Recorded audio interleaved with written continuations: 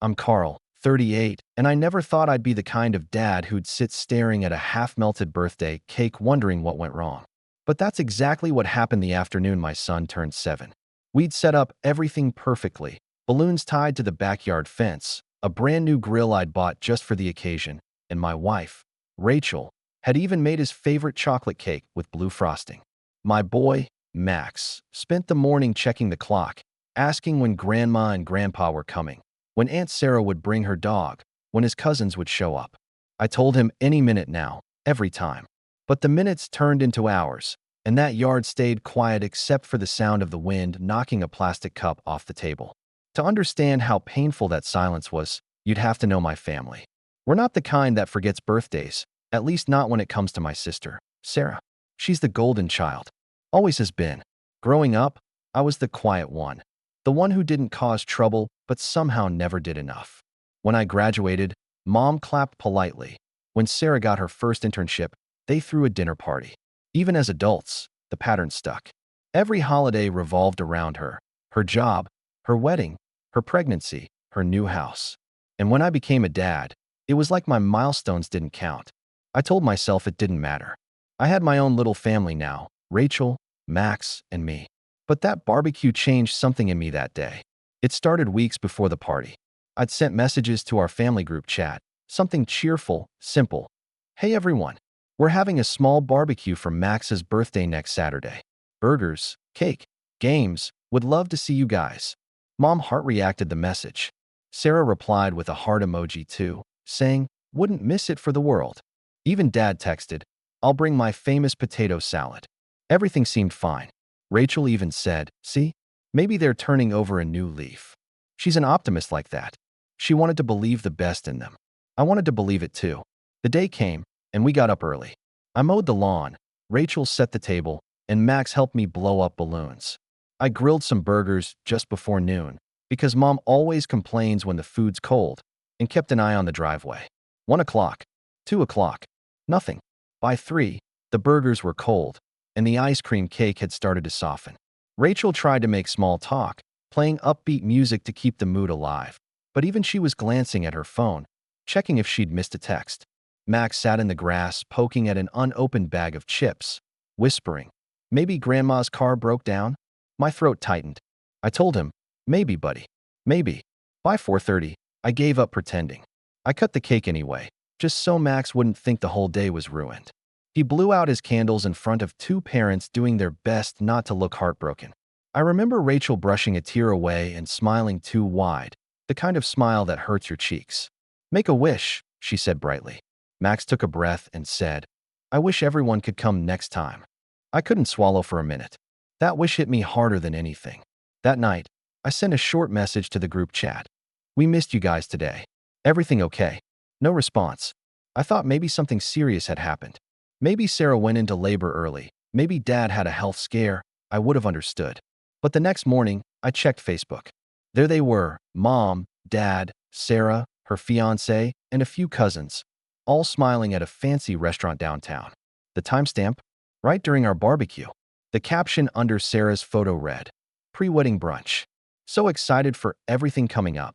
I just stared at the screen for a long time, the smell of leftover smoke still in my shirt. Rachel came up behind me, saw the post, and whispered. They didn't even try to hide it.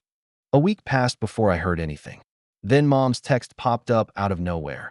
Don't forget Sarah's bridal brunch next weekend.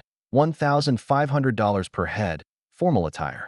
RSVP ASAP. That was it. No mention of Max. No apology. Not even a how are you. I don't know what I expected, but I guess it wasn't that. My hands actually shook. I called Rachel over, showed her the message, and she laughed. A bitter, tired laugh. They can spend a small fortune on her brunch, but couldn't even send a card for Max, she said. I didn't respond right away.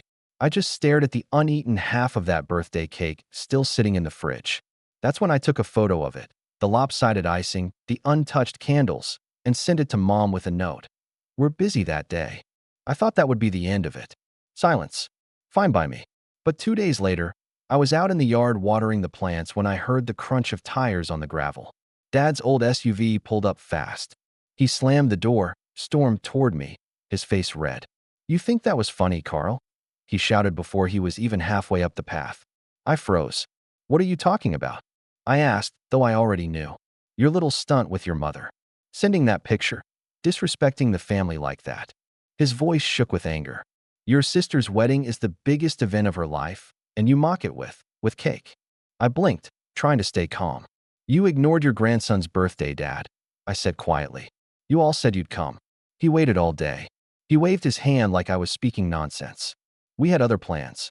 You can't expect everyone to drop everything every time you throw a backyard barbecue. It was his birthday, I said, sharper this time. He's 7. Dad's jaw tightened. You're being dramatic, he said, lowering his voice, but not his anger. Your mother's been under a lot of stress with the wedding. Sarah's handling so much. You could have been understanding instead of petty. That word, petty, it stuck to me like a splinter. I remember looking at him, realizing he truly didn't see anything wrong with what they'd done. In his mind, I was the problem.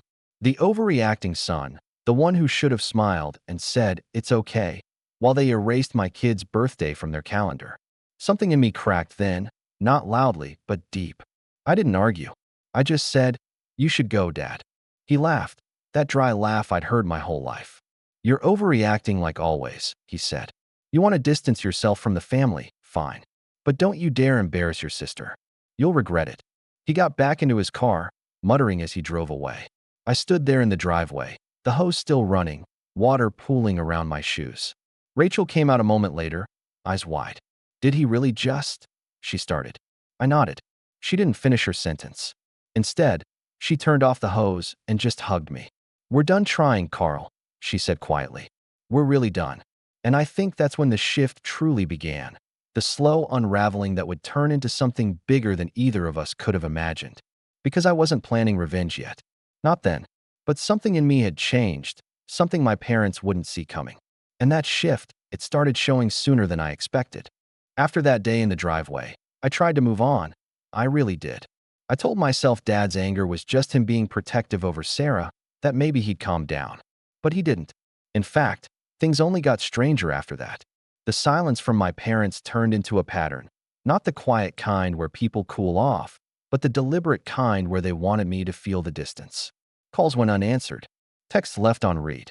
Even Rachel noticed it. They're icing you out, she said one evening as we sat in the living room, Max asleep upstairs. It's like they're punishing you for standing up for him. I didn't want to admit it, but she was right. My family had always used silence as a weapon. It's how they controlled people. You fall in line, or you get left out. About 2 weeks after the confrontation, I got a package in the mail. No note, no return address, but the handwriting on the label was unmistakably Mom's. Inside was a small white envelope with Sarah's registry printed across the front in gold script. I opened it and found an invitation for her bridal shower, complete with a request for monetary gifts only and a QR code for approved contributions. I just sat there staring at it. Rachel walked by and froze. You've got to be kidding me, she said. They actually sent this after everything? It wasn't just that they invited us. It was how they did it. No apology for the barbecue. No mention of the argument with Dad. Just a list of bank details for Sarah's honeymoon fund. That night, Rachel and I had one of those long, tired conversations couples have when they're worn down but trying to stay graceful. Maybe we should just send something small, she suggested. Just so they can't say we didn't. But the thought made me sick.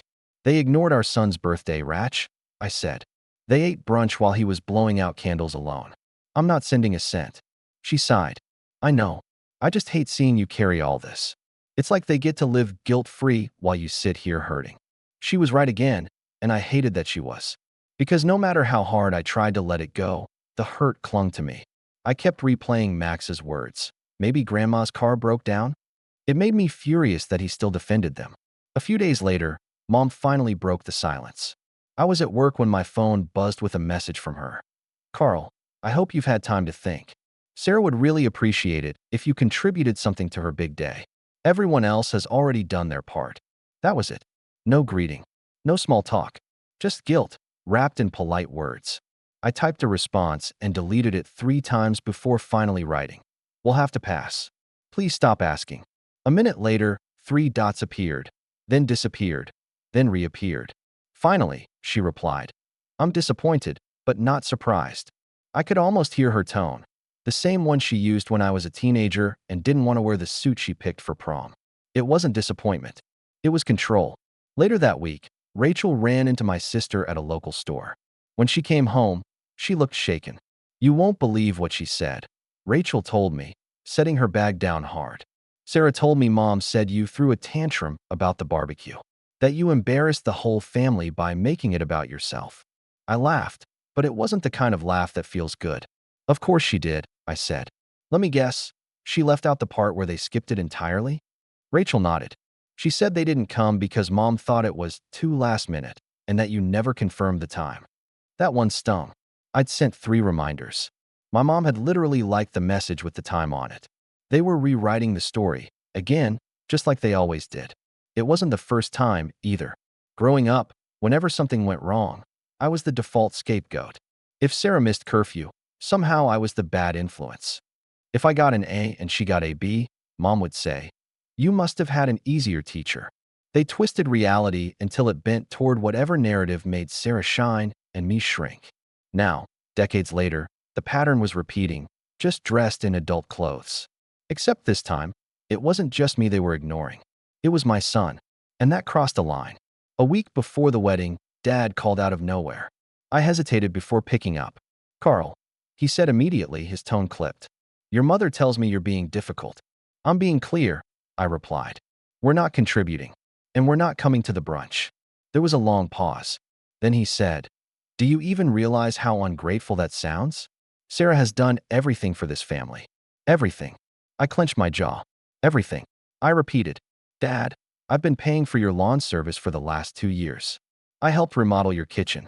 What has Sarah done?" He didn't answer that. Instead, he said, "You always bring up money like it matters. That's not what family is about." "Right," I said quietly. "Unless it's $1,500 for brunch, then it's sacred." He exhaled sharply. "You know what, Carl? I don't even recognize you anymore. You used to care about family. Now you're just bitter." That word, bitter, hit me the way Petty had before. I realized that in his mind, standing up for myself wasn't strength. It was betrayal. "Maybe I got tired of being treated like an outsider," I said. "Maybe I finally learned that family shouldn't come with a price tag." I expected him to hang up, but instead he said something that chilled me. "You'd better hope your mother doesn't cut you out after this. She's updating some things, and I'd hate for you to regret your attitude later." I sat there in silence, gripping the phone so hard my knuckles went white. "Did you just threaten me over an inheritance?" I asked. "No," he said smoothly. "I'm reminding you what matters." After that, something inside me shut off. I didn't argue anymore. I didn't send another text or answer another call. I just stopped trying. But that didn't stop them. They found new ways to twist the knife. One night, Rachel showed me a Facebook post from Mom. It was a photo of Sarah holding up a glass of champagne, captioned, "So proud of our daughter. Such a blessing to see one child bring this family together." I read that line 3 times. "One child, huh?" Rachel just looked at me, waiting for me to say something, but I couldn't. I felt this mix of anger and clarity all at once, like I finally saw them for who they really were. And what hit hardest wasn't just that they favored Sarah. It was that they genuinely believed it was normal. Things escalated even more when Sarah's fiancé, Ben, called me. We'd never been close, but I respected him. "Hey, Carl," he said awkwardly. "Your mom wanted me to reach out. She's worried you might do something dramatic at the wedding." I blinked. "What?" "Yeah," he continued, clearly uncomfortable. "She said you've been unpredictable lately, and that maybe it's better if you don't sit near the family table." I was stunned. "You think I'm going to ruin your wedding?" I asked. "Man, I didn't even plan on speaking." I know," he said quickly. "I don't think that. But you know how moms are. She just wants everything perfect." I hung up after that, too angry to speak. It wasn't just exclusion anymore. It was character assassination. They weren't just painting me as bitter. They were painting me as dangerous. The following weekend, Mom texted again. "We expect you to attend the rehearsal dinner, even if you refuse to contribute. Don't make this harder than it needs to be." That was the message. "No, please. No, we'd love to see you." Just an order. Rachel told me not to go, but I couldn't resist seeing what they'd say to my face. So I went, and it was worse than I imagined. The dinner was held at a rented hall. White linens, soft music, the works. When I walked in, The chatter dipped. Sarah saw me and smiled tightly. "Oh, you came," she said, like she'd just spotted an old coworker, not her brother. Mom gave me a polite nod, but she didn't stand to greet me. Dad avoided my eyes entirely. During dinner, they made a slideshow of Sarah's journey to love, full of family photos, childhood birthdays, family trips, graduations. There wasn't a single picture of me. Not one. When I realized it, Rachel's hand found mine under the table, squeezing it tight. "Don't react," she whispered. I didn't. But inside, something in me hardened completely. Every omission, every manipulation, every twist of truth, it all stacked together, building towards something inevitable. When it ended, Mom clinked her glass and stood. "To Sarah," she said proudly, "the heart of this family." Everyone clapped. I didn't. I just watched her, silent, calm, and for the first time in years, utterly done pretending. Because that was the night I decided things were going to change. They didn't know it yet, but I was already planning the moment that would make them finally, understand what it felt like to be left out. And the opportunity to do that would come far sooner, and far more publicly, than any of them expected. The wedding day was supposed to be Sarah's crowning moment. That's how Mom described it. Anyway, the day our family finally gets to show everyone who we are. Those were her exact words on the phone with Rachel when she mistakenly thought I wasn't listening. Not who Sarah is, but who we are. That's the thing about my mom. Everything's about appearances. How things look has always mattered more than how things are. The venue was a sprawling estate outside town, the kind of place with fountains and ivy climbing the walls. I wasn't sure if I even wanted to go. Rachel and I went back and forth for days. She wanted to protect me, but I told her, if we don't go, it'll just give them another story to tell. Carl's ungrateful. Carl couldn't even show up. I wanted to face them, to look them in the eye one more time before I made my choice about cutting them off completely. So, against my better judgment, we went. The morning of the wedding, the tension was already thick. My phone buzzed with a message from Mom. "Don't wear anything too flashy. This day isn't about you." That was her first text to me in weeks. No good morning, no drive safe. Just that. I showed it to Rachel, who shook her head. You could show up in a paper bag and she'd still find a reason to complain. When we arrived, everything looked perfect. The white chairs lined up under the oak trees, the band softly playing in the background, the photographers flitting around like dragonflies. But the second I saw my parents, I knew something was off. Mom was avoiding eye contact. Dad stood by the refreshment table, talking to Sarah's in-laws, laughing a little too loudly.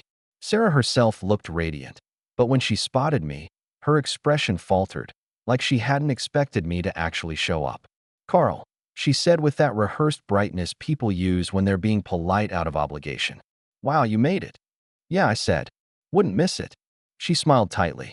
"Good. Just, try to keep things easy today, okay? It's a really emotional day for Mom."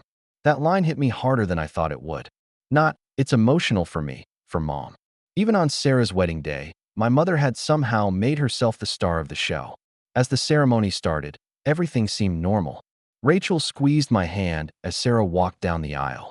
For a brief moment, I thought maybe, just maybe, we could get through the day peacefully. But that thought didn't last long. Halfway through the reception, while everyone was eating and chatting, I noticed Dad and Mom whispering to the event coordinator, glancing occasionally in my direction. Rachel caught it too. "What's that about?" she murmured. I shrugged, but a cold unease crept up my spine. Then, right before the speeches began, the coordinator approached our table. "Excuse me," she said awkwardly. "The family wanted to move a few people around for photos. Would you mind taking a seat over there?" She pointed toward a small side table near the exit, far from the main family area. I blinked. "What?" "Oh, it's just for logistics," she stammered. "They need to keep immediate family together for the pictures and speeches." Rachel's jaw dropped. "He is immediate family," she said. "He's the bride's brother." The coordinator hesitated. "I'm just following instructions." I looked over at Mom, who was watching us from across the room. She didn't say a word, just raised her glass slightly, like this was all completely normal. I felt heat rise in my chest. Anger, embarrassment, disbelief all tangled together. Rachel reached for my arm. "Carl," she whispered, "don't make a scene. That's what they want." So I didn't. I stood up quietly, pushed in my chair, and walked to the side table. People were watching. Some cousins looked uncomfortable, others looked away. I sat down in silence while the speeches began. Mom was the first to speak. She stood with a glass of champagne, smiling that proud, performative smile she always wore in public. To our beautiful daughter, she began, the one who's always brought joy and pride to this family. You've made us so proud, sweetheart. You've shown grace, responsibility, and love in everything you do. I felt the words like tiny cuts. Grace, responsibility, pride. All the things she'd never once said about me. Then came Dad's turn. He took the microphone, chuckling. When Sarah was little, she used to tell me she'd grow up to marry a man just like her old dad. Hardworking, loyal, dependable. He paused for laughter. Well, she found someone better. And I couldn't be happier. Everyone clapped. I didn't. I just stared at my plate, pretending to focus on my food while something inside me started to twist. But then came the real blow. The part that changed everything. After the toasts, the coordinator announced there would be a special slideshow, a family tribute to the bride and groom. The lights dimmed, the screen lit up, and music started playing. Photos of Sarah and her fiancé flashed across the screen. Childhood pictures, vacation shots, family dinners. Everyone laughed and cheered. And then, halfway through, a series of old family photos appeared. There was one from our childhood, me, Sarah, and our parents at the lake. Only, I wasn't in it. I blinked. At first, I thought maybe it was just a coincidence. But then another photo came up, one I remembered vividly, because I was in it when it was taken. Thanksgiving, 1998. I was right next to Sarah in the original picture. But in the version on the screen, my spot was cropped out entirely. Photo after photo, it was the same. Years of family memories, edited, trimmed, rewritten, until it looked like I'd never existed. Rachel's hand shot to her mouth. "Carl," she whispered. They edited you out." I couldn't move. I couldn't even breathe properly. It felt surreal, like watching a movie about someone else's life, one I'd somehow been erased from. The room was full of laughter, clinking glasses, applause. And all I could hear was the blood pounding in my ears. When the slideshow ended, people stood to clap. I stayed seated. My parents didn't look my way once. Neither did Sarah. They just smiled, basking in the glow of their perfect family. Rachel leaned closer. "We should go," she whispered. "Right now." But I wasn't ready to leave. Not yet. I needed to see if any of them would even notice. So we stayed through dinner. Not one person came over to talk to us. Not one. It was as if we were invisible. At one point, my cousin Mark, one of the few decent people in the family, passed by our table and stopped. He gave me an uneasy look. "Hey man," he said quietly. "I didn't realize you weren't up there." I thought. He glanced toward my parents, then back at me. "I don't know what's going on, but I'm sorry." That's when I finally stood. Rachel followed. We walked toward the exit, weaving through the crowd. As we passed by my parents, Mom turned just slightly, her smile never fading. "Leaving already?" she said softly, as if she'd been expecting it. "Yeah," I said. Wouldn't want to ruin the perfect picture. For the first time that night, her smile faltered, just for a second. But she recovered fast. "Don't be dramatic, Carl. It's Sarah's day." I wanted to say 100 things. I wanted to tell her she'd finally succeeded. She'd erased me completely. But instead, I just said, "You made your choice, Mom." And I walked away. Rachel didn't say a word until we were in the car. The second we closed the doors, she exhaled shakily. I can't even believe that happened. They actually cut you out of your own family photos." I stared straight ahead. "They've been cutting me out for years," I said quietly. "They just finally made it official." We drove home in silence, the glow from the estate fading in the rearview mirror. That night, as I put Max to bed, he asked me if Grandma and Grandpa were coming to visit soon. I hesitated before answering. "Not for a while, buddy." He frowned. Did I do something wrong? That question broke me in a way nothing else could. I sat beside him and said, "No, you didn't. Some people just forget what matters." He nodded sleepily, not fully understanding. But I did. I understood perfectly. Because that night, staring at my son's face, I realized this wasn't just about me anymore. It wasn't about a ruined barbecue or an empty seat at a wedding. It was about showing him that family doesn't mean tolerating cruelty just because you share a last name.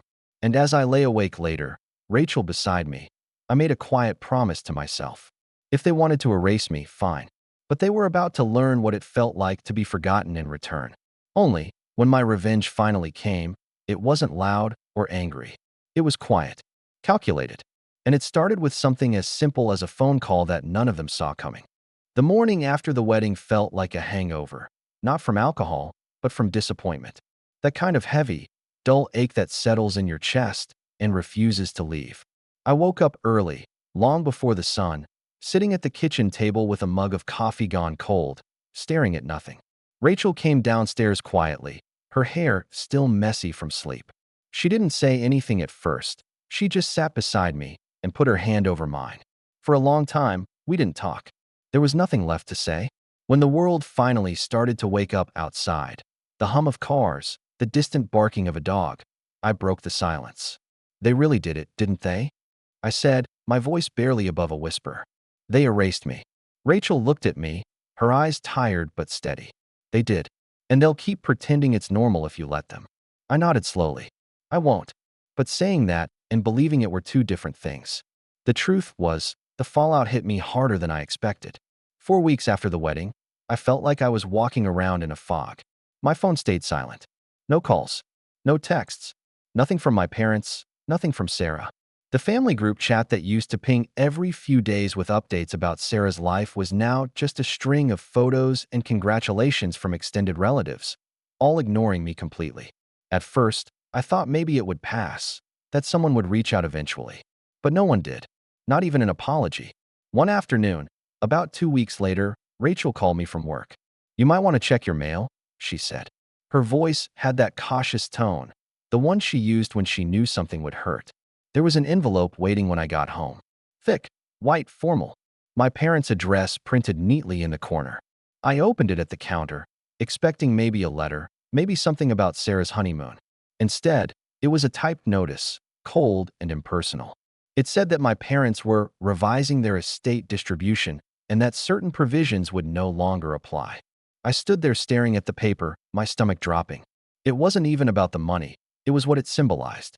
A final confirmation that I was no longer part of the family, not even on paper. When Rachel got home, she found me still holding the letter. They didn't even call, she asked quietly. I shook my head. They couldn't even pick up the phone. They just mailed it like it was a business transaction. She took the letter from me and tore it in half. Then treat it like one, she said firmly. You don't owe them a single thing. But it wasn't that easy. Because no matter how much anger I had, there was still that small part of me. The child who had spent years trying to earn their approval, whispering that maybe I'd gone too far. That maybe I really had disrespected the family. The guilt lingered longer than I wanted to admit. Every time Max asked about grandma or grandpa, it twisted the knife. I didn't want him growing up in the shadow of their favoritism. I didn't want him to think love had to be earned. So I started avoiding the subject altogether. When he asked to call them, I'd change the topic. When he drew a picture of grandpa's house, I'd tell him that maybe we'd visit one day, even though I knew we never would. The turning point came one afternoon at the grocery store. I was standing in line when I heard a familiar voice behind me, Sarah's. I froze for a moment before turning. She looked perfect as always, dressed in a pale coat, hair done, face flawless. And next to her was Mom. Of course. Carl, Sarah said, her tone cool. Didn't expect to see you here. I forced a small smile. Yeah, just grabbing a few things. Mom didn't bother pretending. She looked me up and down and said, You look tired. I've been working a lot, I said flatly. She replied. You should focus more on your family. It's not healthy to isolate yourself. I stared at her. You mean like you did to me? Sarah shot me a warning look. Carl, not here. I almost laughed. Right? Wouldn't want to ruin the perfect image. Mom straightened, her voice icy. If you're going to continue this bitterness, maybe it's best if we keep our distance. You already did, I said quietly. You made that clear at the wedding. Something flickered across her face, a mix of guilt and pride, but she said nothing. Sarah cleared her throat and tugged Mom's arm. Come on, we're going to be late. They walked away without another word. I stood there for a long time after they left, feeling something inside me harden even more. Whatever fragile hope I'd held onto that things might change was gone now. Completely gone. When I got home that evening, Rachel and Max were in the yard, playing catch. I sat on the porch, watching them laugh, and that's when it hit me. This was my family. Not the people who ignored us, Not the ones who erased me, but the two people who showed up every day. The ones who loved without conditions. That night, I made a quiet decision. No big announcements, no dramatic gestures. Just a choice. I was done chasing people who didn't want me. Done trying to prove I was worthy of their attention. But walking away wasn't as simple as cutting off contact. It meant unlearning decades of habits, checking my phone for their messages, replaying old conversations, wondering what I could have said differently.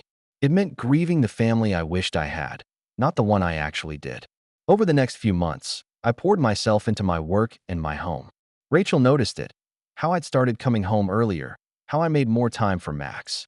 We started having dinners outside again, just like before the barbecue. At first, it felt forced, like I was pretending to be okay. But slowly, something shifted. The laughter came back, the lightness. And yet, even as I started to heal, my family didn't stop. They couldn't leave well enough alone. I found out through a cousin that Mom had been telling people I'd distanced myself out of jealousy, that I couldn't handle how successful Sarah was. It was like they needed a villain in their story, and I was the easiest choice. At first, I ignored it. But when it started reaching people at work, when a mutual acquaintance mentioned it casually at a conference, that's when I realized just how far they'd gone. Mom wasn't content with cutting me off. She wanted to rewrite my reputation too. I remember sitting in my car after that conversation, gripping the steering wheel, my pulse pounding in my ears. Enough, I muttered out loud. Enough. That night, I told Rachel everything. The rumors, the gossip, all of it. She listened quietly, then said something that stuck with me. You can't win their game by playing it, Carl. But you can remind them who they underestimated. She was right.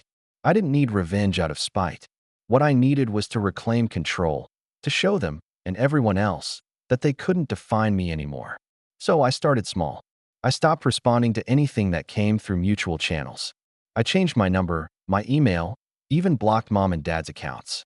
I focused on work, building my projects, nurturing the company I'd started a few years back. It had been doing well before, but now I threw myself into it completely. I didn't talk about it publicly. I didn't brag. I just built quietly. Months passed. Seasons changed. Sarah and her husband moved into a new house. A gift, I later found out, from my parents. A family contribution, Mom called it on social media. That one stung a little, but not like before. Because by then, I had something they didn't know. Something I was building brick by brick, patiently, deliberately. And while they celebrated their picture-perfect life online, I was setting up the foundation for something that would one day make them regret every word they'd said, every cruel silence, every lie they'd told about me. They thought they'd erased me, but I was still here, and for the first time in my life, I was completely free. And the best part? They wouldn't even see the storm coming until it was already over their heads. The funny thing about starting over is that, at first, it doesn't feel like a rise. It feels like survival. The days blur together, and you're just trying to stay afloat. Working, breathing, keeping your head down. That's how it began for me. But somewhere in that grind, something shifted. I stopped waiting for closure and started building a life that didn't depend on anyone's approval. For years, I'd been running a small home renovation business on the side, mostly remodeling kitchens and doing custom cabinetry. I'd started it after leaving my old corporate job because I wanted more time with Max, but I never saw it as anything special. Just a modest, steady income. After the fallout with my family, though, I threw myself into it like my life depended on it. I worked longer hours, took on bigger projects, and poured every bit of energy into growing it. I'd come home covered in sawdust, exhausted but fulfilled. There's a strange peace in building something real, something that can't be taken away or rewritten out of a slideshow. Rachel noticed it first. You're different, she said one night while we were sitting on the porch, watching Max chase fireflies. You're lighter. I smiled faintly. Maybe I just stopped expecting anything from people who never gave it. She nudged me. No, it's more than that. You're actually happy. I hadn't realized it until she said it, but she was right. I wasn't waking up angry anymore. I wasn't replaying that wedding or the empty barbecue. I was just moving forward. Word of my work spread quickly. A real estate agent I'd done a small project for recommended me to a developer who wanted help redesigning a few historic homes. It was a big job, bigger than anything I'd handled before, but I took the risk. And for the first time, I felt like I was finally in control of something that mattered. That project changed everything. My designs caught the attention of a local magazine, which featured a small article about my business, calling it one of the most promising renovation firms in the region. Overnight, my inbox filled with requests. I had to hire 2 full-time workers just to keep up with demand. Then 4, then 8. Within a year, I opened a proper office downtown, a clean, minimalist space with my name on the door, Carl Whitman Design and Restoration. Standing there on the day we opened, Rachel by my side and Max running around the reception area with a juice box, I felt something I hadn't felt since childhood: pride. Not the kind my parents used to dangle in front of me like a prize, but the kind that comes from building something with your own 2 hands. And I made a promise to myself that day. This success wasn't just for me. It was for Rachel, for Max, and for every moment I'd spent waiting for people who never showed up. Success has a strange way of drawing attention, especially from people who once ignored you. At first, it was subtle. A cousin I hadn't spoken to in months sent a message. "Hey man, saw your article. Congrats, proud of you." Then another. Then one day, out of nowhere, Mom called. I saw her name flash on my screen while I was at the office, and for a full minute, I just stared at it. Rachel happened to be there dropping off lunch. "Are you going to answer?" she asked. "No," I said, setting the phone face down. "Not yet." She nodded. "Good. Make them wait." And that's what I did. For the first time in my life, they were the ones waiting on me. By the second year, business was booming. We'd expanded into commercial spaces, hired a small design team, and even got featured in a national home improvement show. It was surreal seeing my logo on TV, hearing the host talk about Carl Whitman's eye for detail. Rachel cried when she saw it. Max jumped up and down yelling, "That's Dad! That's Dad!" I remember sitting with them on the couch that night, thinking, this is what it should have felt like all along. Genuine joy. Not performative, not conditional. Just real. But of course, the news traveled fast. My parents might have cut me out of their will, but they hadn't cut me out of their curiosity. The first sign that they'd caught wind of my success came through Sarah. She posted a photo of her new house on social media, all pristine marble and white walls, with a caption that read, "Finally settling in. Wish we had your design skills at Carl Whitman Design." Rachel showed it to me with a raised eyebrow. "That's bait," she said. I laughed. "Yeah, let them fish." I didn't comment. I didn't respond. I just kept moving. Then came the second sign, a text from Dad. Short and stiff.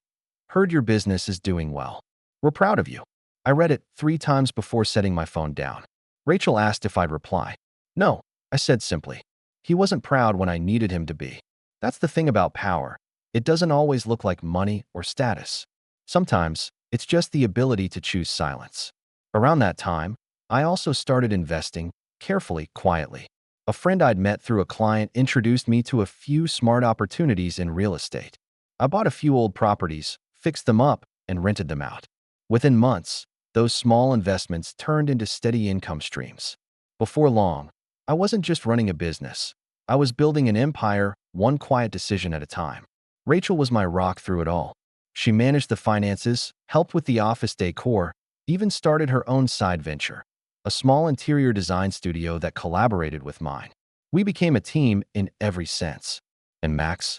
He'd started telling everyone in school that his dad built houses for TV. Life was good, peaceful, ours. Then, about a year and a half after Sarah's wedding, I got an unexpected message from an unfamiliar number. "Hey Carl, it's Ben." I frowned. "Sarah's husband. I don't know if you've heard, but we're having some problems with the house. Something with the foundation. Thought maybe you could take a look." I stared at the message for a while. My first instinct was to ignore it, but curiosity got the better of me. "Sure," I replied finally. "Send me the address." When I arrived 2 days later, Sarah nearly dropped her coffee. She clearly hadn't expected me to show up. "Carl," she said, forcing a smile. "Wow, thanks for coming." I looked around. The house was huge, easily $1 million property.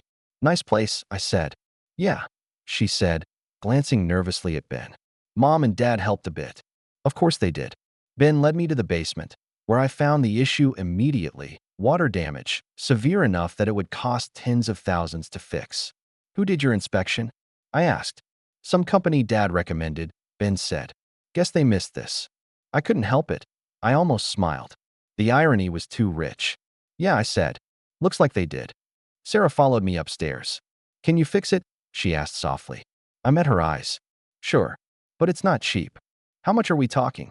30, maybe 40,000, I said casually. Her jaw dropped. 40,000. Foundation repairs aren't small jobs, I said. But you could call Dad's guy again if you want. She hesitated, then shook her head. No, we trust you.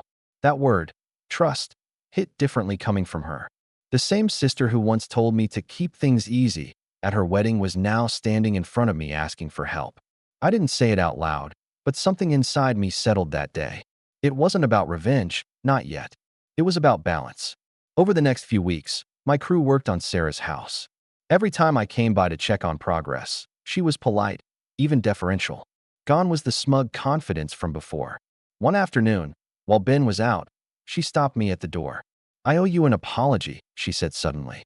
I didn't respond. She continued, voice shaking slightly. For the wedding. For everything. I don't know why Mom and Dad. Because that's who they are, I said quietly. You don't need to explain. She nodded, eyes glistening. They think you hate them, you know. I laughed under my breath. No, I just stopped letting them decide who I am. When the work finished, she tried to pay me extra, double the quoted amount. For your time, she said. I refused. No need. Just pay the invoice. That's when she looked at me and said, they're going to lose their minds when they find out you helped us. Then don't tell them, I said, half smiling. But of course, they found out anyway. They always did. A week later, Dad called again. I didn't pick up. Then another call. Then a voicemail. Son, we should talk. There's been a misunderstanding. I didn't listen to the rest. Instead, I went outside, looked at my home, the yard where Max played, the porch where Rachel sat reading, and realized I finally had what I'd wanted all along. Peace, stability, success that didn't need anyone's validation. But deep down, I knew something else too. They weren't reaching out because they missed me. They were reaching out because they needed me now. And soon, the moment would come when that need turned into desperation. When it did, I'd be ready, calm, composed, and holding all the cards. Because the truth was, the rise wasn't just about success. It was about shifting power. And for the first time in my life, every piece was finally in my hands, right where it belonged. It started subtly, like the first rumble of thunder before a storm. At first, I thought Dad's sudden attempts to reach out were just his usual cycle: guilt, denial, and then the fake reconciliation phase he used whenever he wanted something. But this time, something felt different. The tone of his messages wasn't just manipulative, it was anxious. And I could tell, instinctively, that something had shifted in their perfect little world. I didn't respond right away. I watched and waited, letting him send more messages, letting the tension build. Every few days, another voicemail. Carl, your mother and I are going through some things. Son, you've made a lot of progress. We're proud of how far you've come. And then, we might need your expertise soon. Just thought I'd give you a heads up. That one made me pause. Expertise? They hadn't used that word about me in my entire life. They'd always seen me as the less successful one, the hands-on type, as Mom liked to say in that condescending tone. The fact that Dad suddenly acknowledged my skill meant one thing: they were in trouble. A few weeks later, I got the full story, not from them, of course, but from my cousin Mark, the same one who'd quietly apologized to me at Sarah's wedding. He called one evening, hesitant. Carl, I thought you should know, your folks are in a bind. What kind of bind? They made a bad investment, he said carefully. Your dad got involved in some small property development deal with one of his golf buddies. It went south. Permits got denied, funding dried up, and now they're stuck with a half-finished complex and a mountain of debt. I stayed quiet, listening. Word is, they put part of their house up as collateral, Mark continued. And, well, the bank's not exactly being patient. For a long moment, I said nothing. Then I asked, why are you telling me this? Mark hesitated. Because I think they're going to ask for help. And I know what they did to you. You deserve to know first. That night, I sat outside with Rachel, the sky clear and quiet. They're in trouble, I said. She looked up from her tea. Financial. Big trouble. Dad made a bad deal. They might lose the house. Rachel sipped slowly. You're not thinking about helping them, are you? I didn't answer right away. No, I said finally. But maybe I'll listen.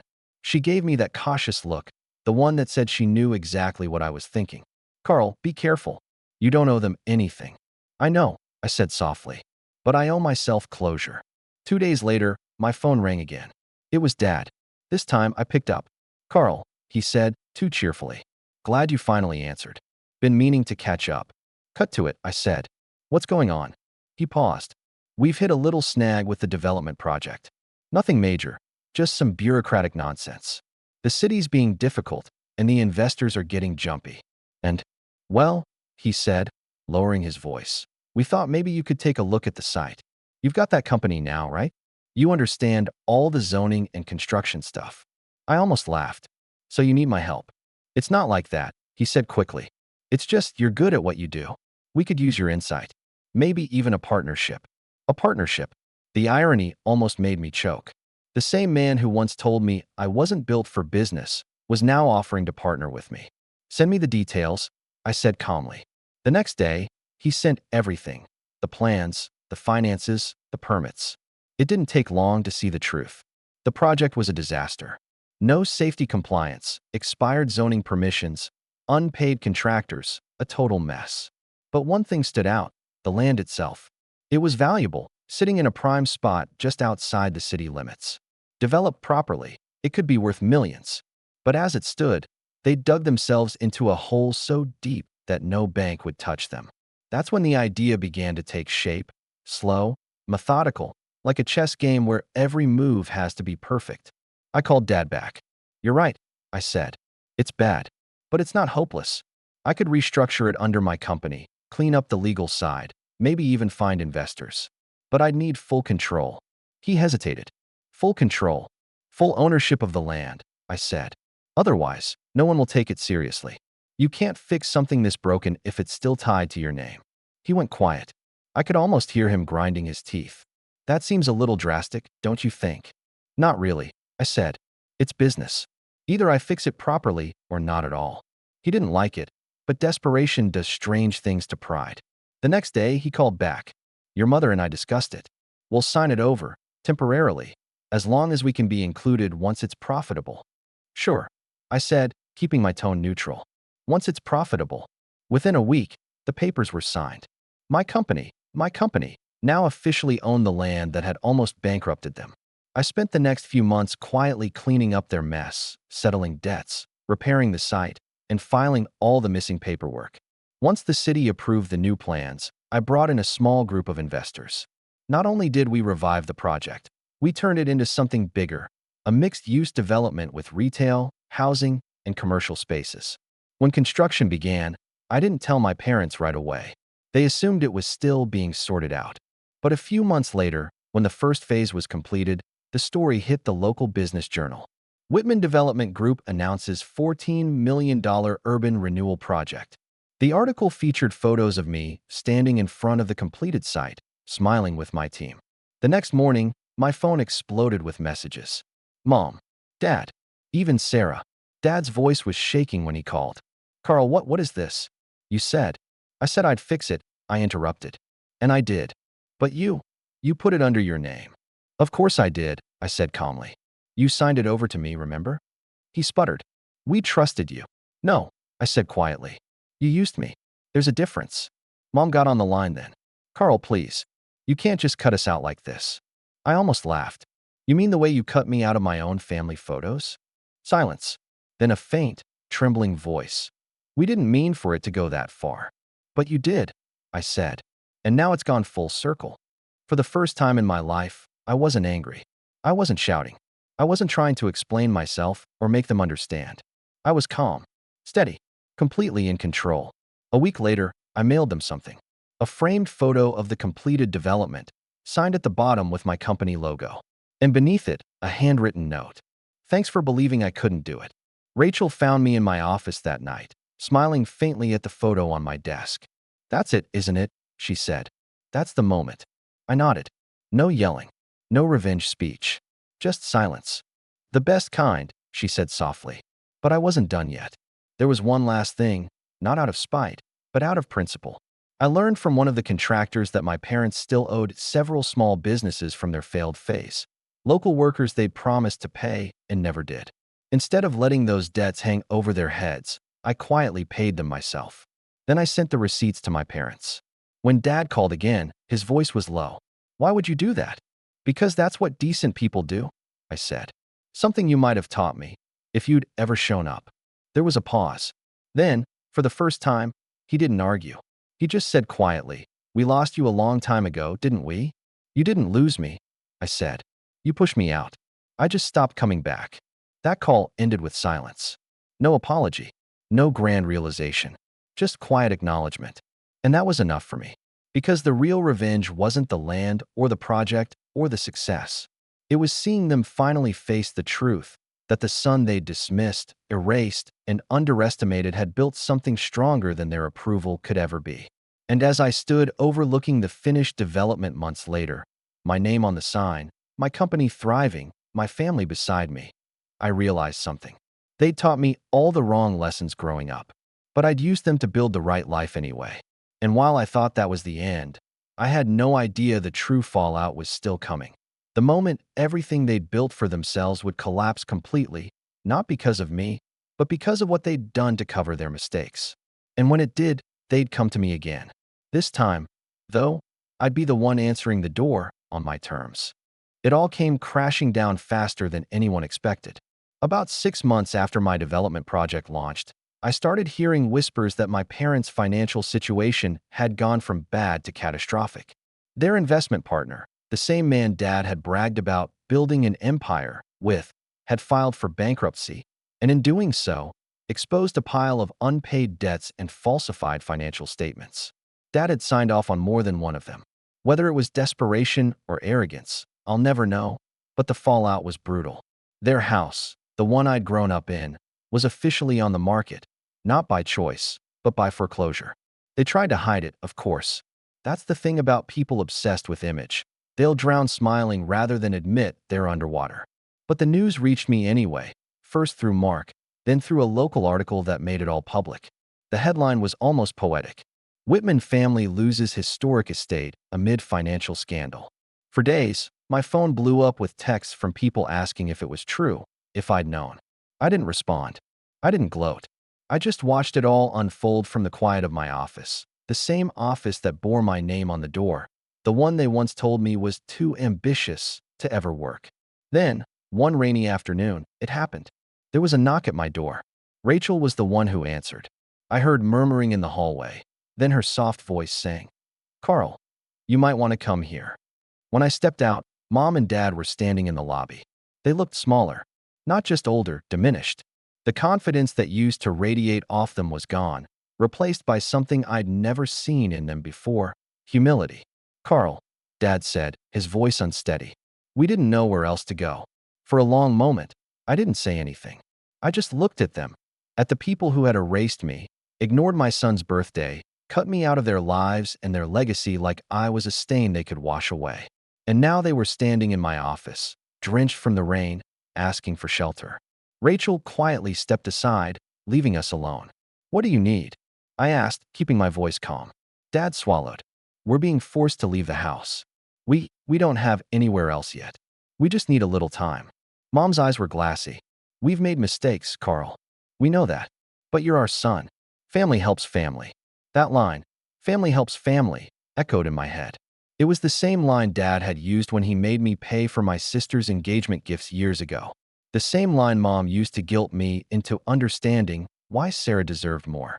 I took a slow breath. "You're right," I said finally. "Family does help family. That's why I paid off your unpaid workers. That's why I fixed the mess you left behind." They both looked startled. "But I can't help people who only remember I exist when they need saving," I continued. "You taught me that love should be earned. Now you're just living by your own rules." Mom started crying softly. Dad's jaw tightened, pride still fighting to survive under the weight of his downfall. "We're not asking for much," he said quietly. "Just a roof. Just until." "Until what?" I cut in gently. "Until you can rebuild the image again? Until you can tell people your son came through and make it sound like redemption instead of consequence." They didn't answer. The only sound was the rain tapping against the glass. I glanced toward the window, the skyline of the city glowing in the distance. The city where my projects now stood, where my name meant something. Then I looked back at them. "There's a motel 2 blocks down. Tell them Carl Whitman sent you. I'll cover 2 weeks. After that, you'll need to figure things out." Dad's mouth fell open. You're turning us away? No, I said quietly. I'm letting you go. Mom whispered. Please, Carl. We're sorry. I shook my head. You're sorry it caught up to you. Not for what you did. I walked them to the door myself. Dad hesitated, as if he wanted to say something else, but couldn't find the words. Mom looked back once, tears streaking down her face. Then they stepped out into the rain, arm in arm, the door closing softly behind them. Rachel came back a moment later. You okay? I nodded slowly. Yeah. For the first time, I think I am. That evening, after everyone left, I went up to the rooftop terrace of my building. The rain had stopped, leaving the city lights shimmering off wet pavement. I stood there, hands in my pockets, breathing in the cool air. It wasn't satisfaction I felt. It wasn't revenge. It was peace, that rare, quiet kind that comes only after years of trying to earn something you never needed in the first place. I took out my phone, opened the photo of the finished development, the one they tried to take credit for, and stared at the inscription beneath my company logo, built with integrity, owned with purpose. A small smile tugged at my lips. They'd taught me how to live without them, and I'd finally learned. And that night, as the city hummed below me, I sent one last message to my father's number before deleting it for good. You wanted to show the world who our family really was. Mission accomplished.